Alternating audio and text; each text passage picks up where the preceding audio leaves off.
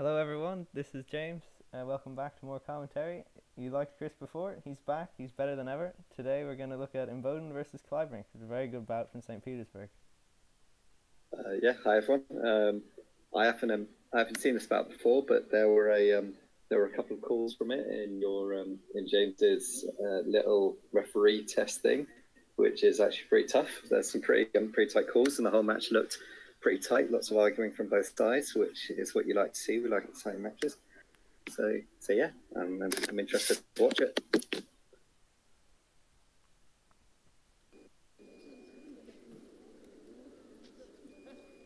Two left-handed gingers. Yeah, I honestly couldn't say who'd be the favourite for this match. I don't know if Kleibrink made a medal this season. Obviously, Imboden's often on podiums.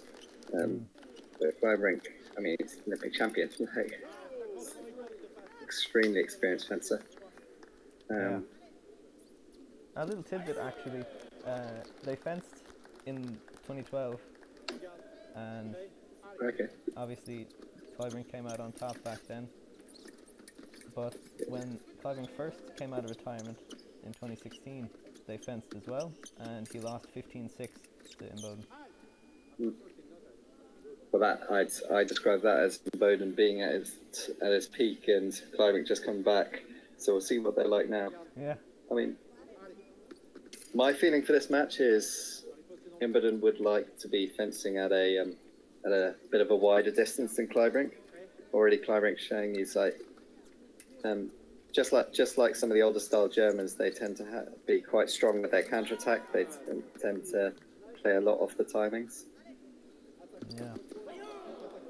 You got a little tangle there. So yeah, I'd be expecting Kleibrink to be trying to push the issue. Lots of lunge remises, lots of attacks as Imboden is prepping, probably without much warning or anything.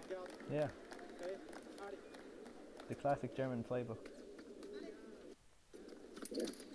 Yeah, well, there's a new generation there. Juniors, the German juniors, tend to be a little more focused on the march, almost a bit more Italian style.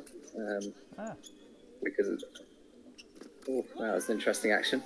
Yeah, just lunge, no arm at all, Imboden counterattacks, he finishes. Very tricky. Yeah. Holding the hand until after the front foot landed. Any Sabros in the audience would be wanting to scream that as a techno.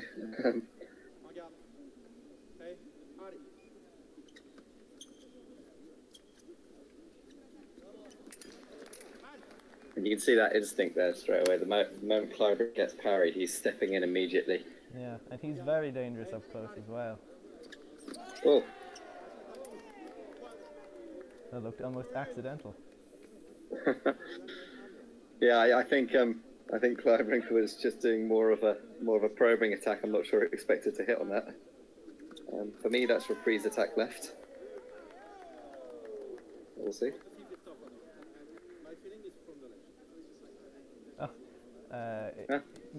Did you hear what the ref said actually there?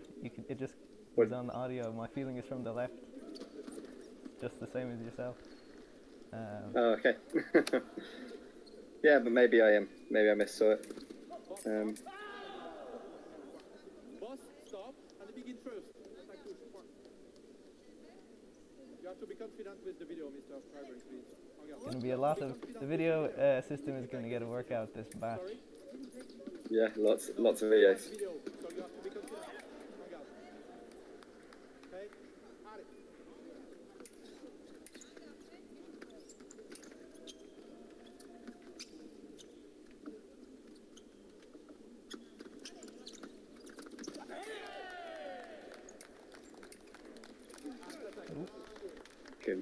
Good calm push from Imboden there, not falling for any of the traps really.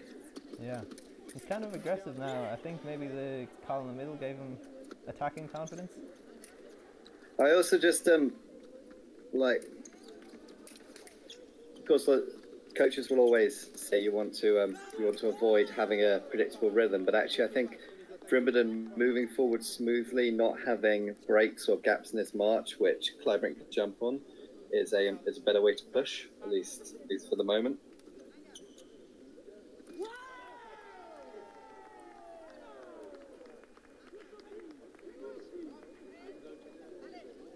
Another very interesting action there. Searches Yeah, for it Imboden twice, was misses Imboden both put the times. blade out, and yeah, Imboden put the blade out, and he was looking for an attack after Kleibrink searched for the blade. It's always a risky action, that one. Your attack has to go into the search, not after it. They can't search for your blade. You see them, and then you attack, but they've already begun their final action. It's got to go while they're searching. So it's always close timing, those. And in general, like Imboden seems to be looking a lot for these gaps in Klebrink's preparations, all these stops, all these openings in his searches. I'm not sure it's necessarily the best way to fight this match. It is risky, like you said. I remember Imboden, sometimes he can really go for the extremely risky play against Choi. He was going for attacking prep when he was, I think, like 13-9 down, which is a lot of confidence. I'll give him that. Oh, lovely paracost. Really nice hit. Beautiful. Pulled him and then just bang. Yeah. I think how this hit now starts is pretty critical. Right.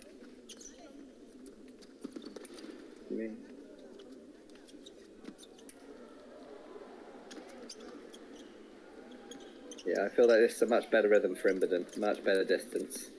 But then he takes a very big step following it up. He did a really nice job defending there. Took a parry against the counterattack. And then he proceeded to chase it. Fast. Yeah. Yeah, a little bit too big as well, pushing the distance. And Kleibrink is giving no room at all. Nice. Feel like a little bit unfortunate for Imboden in that one. That was incredible. It looked like he was lunging as fast as he could, and Kleibrink still stopped hitting. Like, how is that even possible? Yeah, well, he went for a disengaged riposte rather than a direct riposte, which Klcbrink read very well. Made an immediate stop hit after the end of the attack. Your call for the counterattacks was definitely right. I don't know how. Oh my God, the aggression! Yeah, wow. Excellent attack. He could just come at you like a train sometimes, Kleibrink. I really feel like Imboden doesn't have his head within here. He should be like, this is not how he wants to fight this. He should be looking to open the distance, slow it down. I like this attack better. Even then, it was, to be honest, he could have done with leading his hand a little more, just to give more space. He's so fast off the line. Wow. I mean, it's an okay hit. For me, it still feels risky. Imboden finds the blade, and the first thing he does is accelerate with his feet, and then his hand has to find a finish from the close target. He was going for that counterattack there. It just didn't work. Yeah. So it was. I mean, I think Imboden did very well there. Oh, that one's gonna go to video. Yeah. I wouldn't mind watching this one again. Actually, maybe if we can rewind before Yaraki's work on. Pause it. Yep. Let's see if I can have a look before they give our answer. I need to go a little further back. There we go.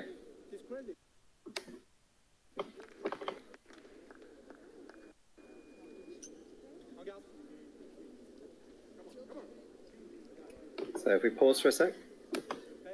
So one, sorry, I wasn't even watching now. I'm just trying to pause the video.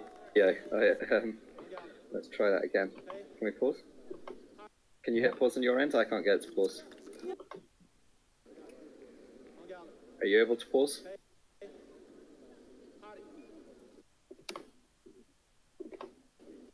All right, there we go. So one thing that was taught to me by a very good referee for kind of passing close middle calls, and I find it very helpful.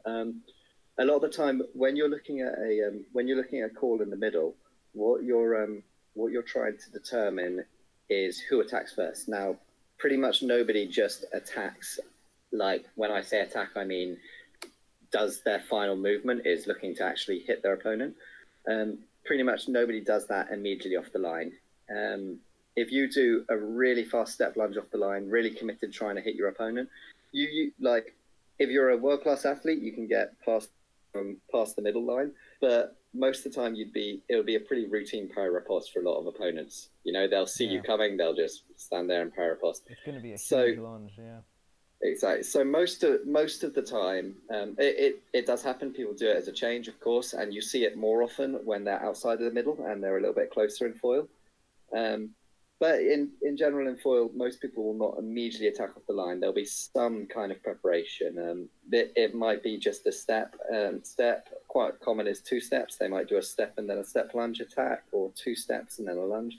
Or it's not uncommon either to see people kind of do a step, start a lunge holding their hands, and then when they see the distance is right, they accelerate for the finish. And that's one to watch out for particularly.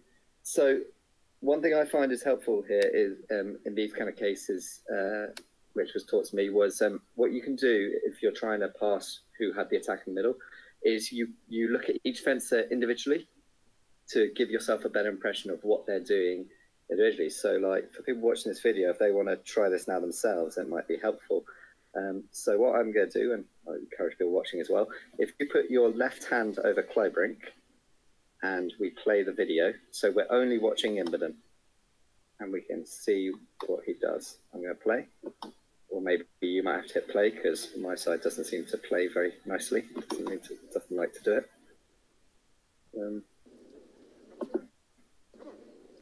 There we go. So your left hand over Kleibrink. And just watch. So what we can see there, Imboden does two preparation steps forward. He does a step back and then does an immediate lunge with hand and foot. So we can see, so for us, what we're looking for, we can say that Imboden's attack happens after that step back, the half step back with his back foot. So now we'll do the exact same thing. We put our hand over Imboden, no distractions, watching only Klcbrink. So we have Klcbrink. So Kleibrink's action is pretty similar, but he does 2 steps forward, there's no step back, and he does 2 steps forward, stops, and he does a lunge after that. Now, the thing here is not to get caught up in just what actions they do, because while they both do 2 steps forward, if they both do 2 steps forward, Imboden does a half back and then lunges, and Kleibrink lunges afterwards. Imboden's still first. So now we watch the action with both fences together. And we know what we're expecting. We know after Kleibrink's 2 steps, he's going to do a lunge. We know after Imboden's 2 steps forward, he's going to do a half step back, then a lunge. And all we need to look for is which comes first, Kleibrink's lunge at the end of his 2 steps, or Imboden's lunge after his half step backwards. So we'll have a watch now.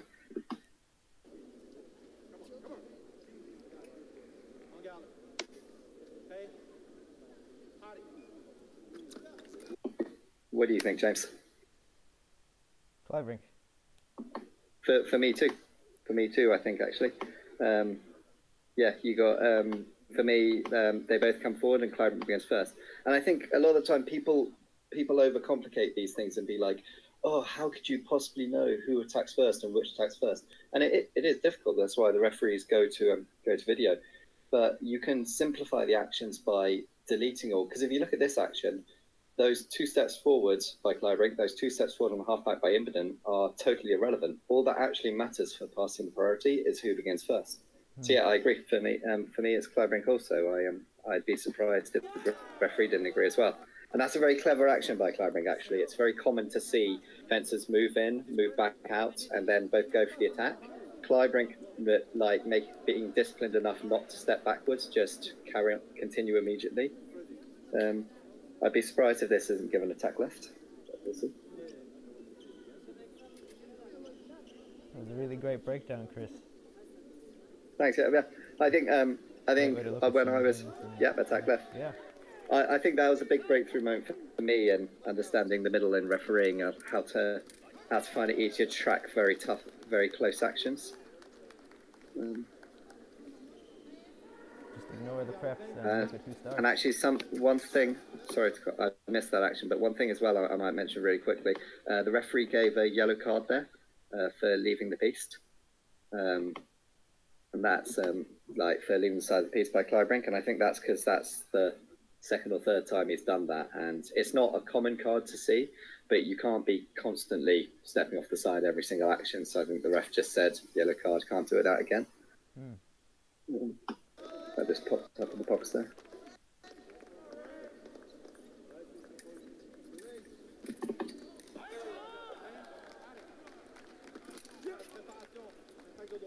These guys are both willing to fight it out in the middle, which is great to see.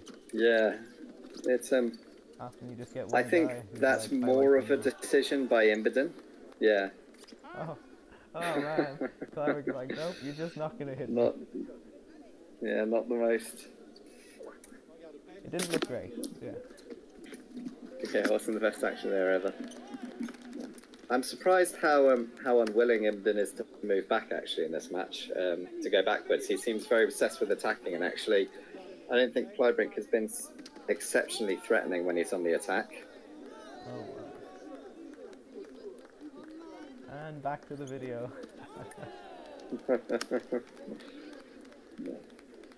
A much better distance from Imboden there. I felt like you can. I feel like every action in this match, Race would be wanting to finish essentially with his arm out, like getting his full extension. He doesn't want to ever be being forced to finish with a soft hand, because that would mean he's had to get very close. Yeah, and against this guy. Attack, stop, attack, go. So both of them really are having mixed success in the middle. I don't think these actions are particularly good for Race. Again, he was kind of lucky to get the off target. Yeah.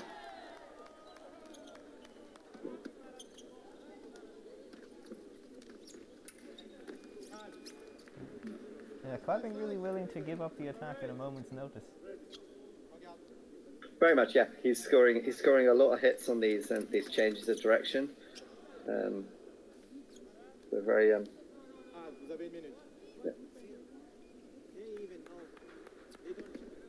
And yeah, if I think I was in Imboden's position here, I'd be trying to think about ways that I could simplify the fencing a little bit. Kleibrink seems to have a nice concept of Imboden's timing on especially on Imboden's long attacks when he's doing a step lunge with a feint. Kleibrink's getting in there with top hit or with the counter attack quite a lot. Yeah, and I think and I think he'd also be looking to maybe open, especially a trick that isn't that uncommon. You've got to be slightly worried about the reprise, but I think if somebody's getting in your face like this with their attack, it's not a bad option, even if you've gotten the parry, just to take a little bit of extra distance, avoid the remise. If they do come with the remise again, parry again, and if they don't, you can then build up. I mean, Klcbrink, I feel like he's doing a lot of things right. It feels like he's throwing a lot of actions at the wall, but a lot of them are sticking, so why change? And you have to say that this break is much more important for Imboden than for Kleibrink. He really needs that minute with his coach. One video for Klcbrink, 2 video for Mr. Imboden. Okay. One video each, did he say? Yep. Yeah. Oh, that's aggressive.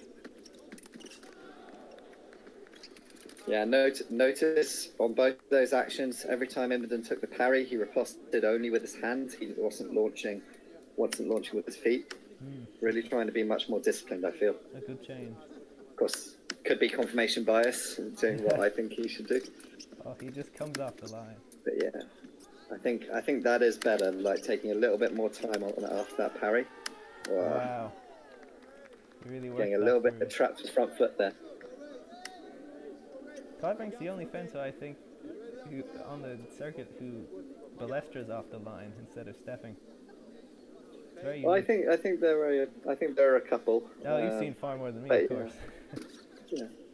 But yeah, you're right. The balestra is a more committed action to use on your first tempo.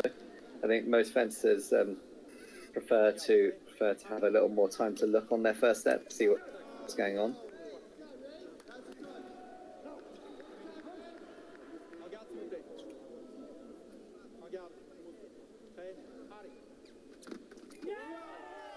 Ooh. On my first instinct of watching that, it feels to me like that was very similar to the action earlier. I'd have to watch again, but I felt like Kleibrink moved in and went immediately. Imboden is taking that extra beat, that extra, you know, half tempo to watch, see Kleibrink's there and then lunge. Yeah, it seems Klebrink's just getting that hand out a lot earlier. And yeah, it's but yeah, you don't want to get locked in just on the hand or the feet. It's who actually commits the action. Yeah, going to Kleibrink. It might be worth. After it's yeah, it's might be worth exactly actually the just same call. having a quick look again. Oh, right. If that's okay. But yeah, I think it is actually the exact same call. Yeah, so Klcbrink does 2 forwards and then lunge immediately. Imboden does 2 forward, half step back and go. Klcbrink is committing first. Pretty much the exact same call. He's like, this guy. But I mean, it's an exceptionally common action. I see it so much. People doing like 2 fencers doing 2 steps forwards and then either a half step back or a full step back and then an attack. So seeing someone doing what Kleibrink's doing here, the 2 steps in and then the immediate renewal of the attack without going backwards, like he's just ahead of Imboden on every one of these actions. But Imboden obviously feels that he's getting his foot back and beginning his lunge first. He's got to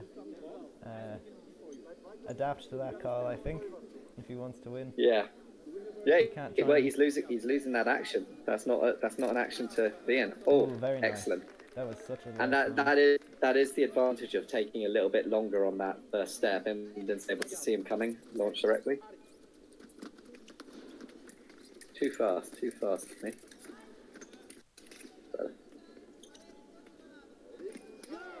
Hey. I think that was point in line for me. Yep. Referee agrees. Yep. And I don't think actually much in disagreement from Kleibrink. Yeah, he teaches it.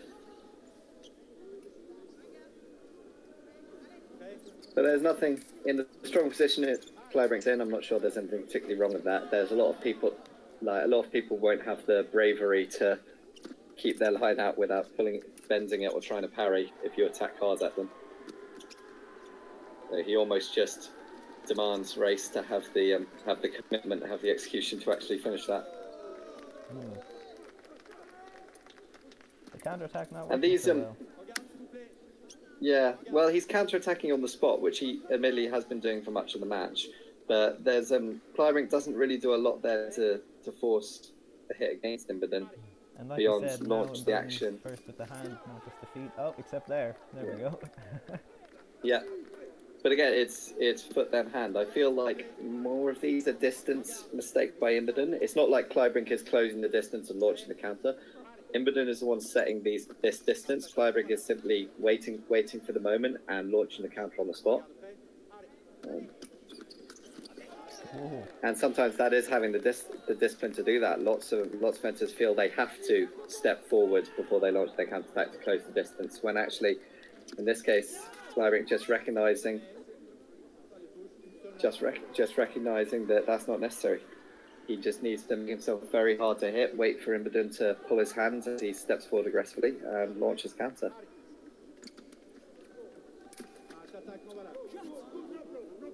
Yep, he's been training with the Italians. He said cazzo.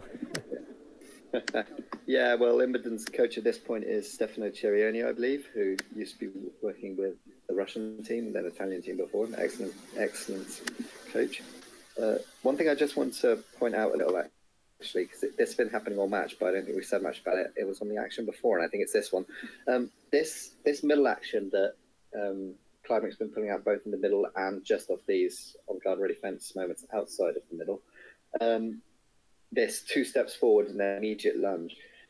I'm pointing out just also how often he does the 2 steps forward and stops, and he waits for quite a while. I think he does it here. Yeah, he does this 2 step forward and he stops and he waits for Imboden, and then Imboden sees what he does and he chooses to begin. And he's been doing this for most of the match, and it makes him feel like most of the time when Kleibrink comes forward, he's going to come into distance, he's going to wait for you, and then he's going to go backwards. So it just makes that that attack he launches so much more surprising. Sometimes he just goes bang, exactly. Yeah, he does those two-step and he continues. The two steps are relatively safe because surprisingly he can still get out. And again, yeah.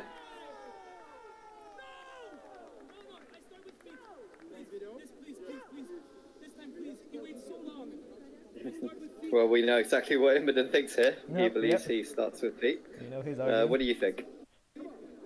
Oh, let me. Kleibrink. Yeah. Yeah, I see. Forward, back together. Kleibrink takes like a half step, and then they both lunge. I feel like the step gives Kleibrink. He's coming. For me, also, I think this one would be a nice, clean example of attack and prep. I'd also say probably Klcbrink, but if anyone watching wasn't sure, I'd say again do the trick of if you cover up Klcbrink here and ask when does Imboden launch his attack. So cover up Klcbrink. Together. Oh, it's the next action. Yeah, it's this action. But yeah, if we cover up Klcbrink, watch just Imboden. For me, I think Imboden believes he's going with his feet, but there's no move to finish whatsoever. The attack happens with the hands, whereas Klebrink's action, knowing that Imboden's action is on that final movement of the hand, I think it's the next hit. It's not this one. Yeah, knowing that Imboden's action is on the next movement of the hand, you then just have to ask when does Kleibrink begin? Does he begin before or after that final movement? There. Bang. I think it's pretty clear he begins before. Yeah.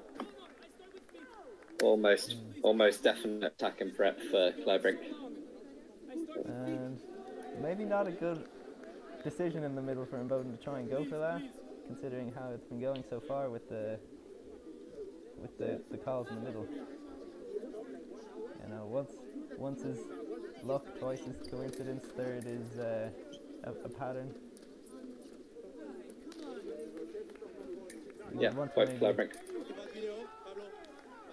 If the ref's not calling it for you, it's time to change what you're doing. For me, I think all these calls have been correct. I think they've been very good calls, actually, by the referee. I think those are tough calls to make. Especially with two experts in screaming like Kleibrink and Imboden. They both have very good yells. Yeah.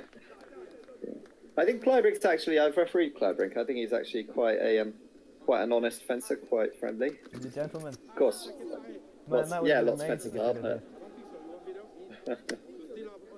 Blast off the line. Yeah, I don't parry hit behind the head. Would have been a screamer to finish the match on. Yep, that's a real 2008 Kleibrink move there.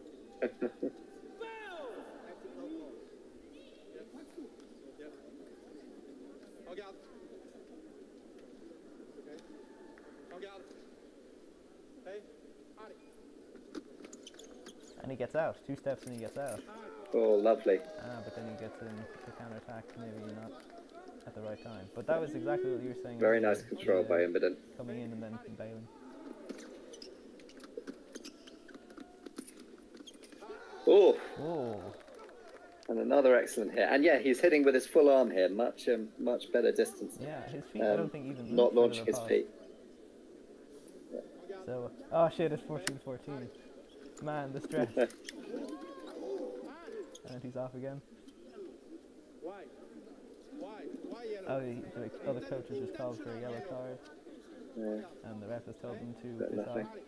Yeah, not on 14-14. Oh! I wasn't quite ready for that. Do you mind if I watch that one again? Please, I'd love to see it too.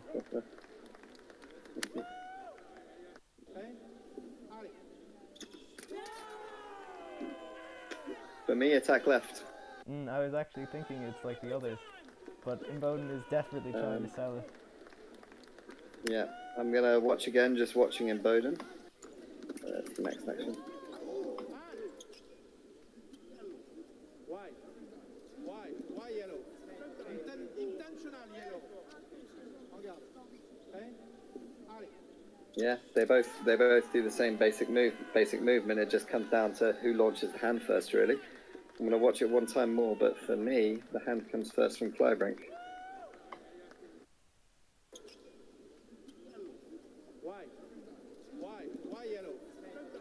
Intentional yellow. Regarde. Okay? Allez. For me, that's attack left. Both on the feet and the hands, I think Kleibrink starts first. Yeah, we'll see. We'll you'd see what the referee says. It's close, but it's like the others. Yeah. Yeah, I think I'd want video, but actually, my instincts. Oh. Exactly the same, maybe, but I feel outside. I don't know.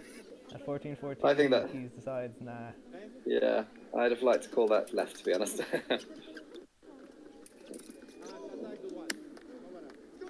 Imboden is fencing so much better now than at the start. Oh, just got caught without his feet underneath him. You can even see the way Imboden's standing. 14-14 ducking counter attack. No, that's crazy. There you go, too. But I don't think it's not the right action really. Like all match long, Imboden has demonstrated that he'd been having real trouble just being calm in his finishing. So yeah, it was really excellent choice. Yeah, well, I think it was likely to work. You mean? Like I think just calling out demanding in that final moment that Race demonstrates he can actually calmly hit the target. Good choice.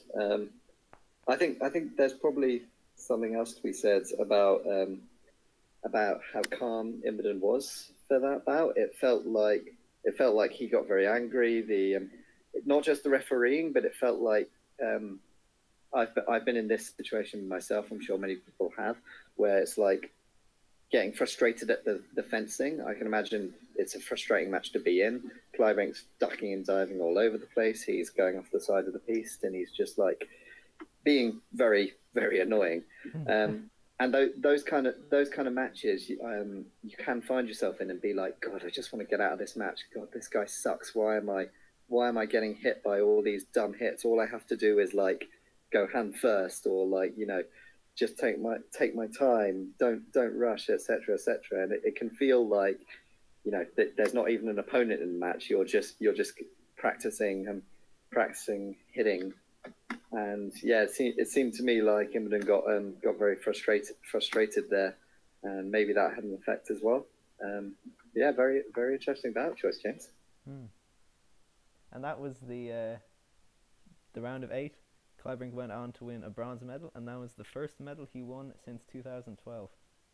Oh, it was his first medal. I wasn't sure if he'd won medals that season. That's a long, he's dry spell. Yeah, but he's a fantastic fencer, really is.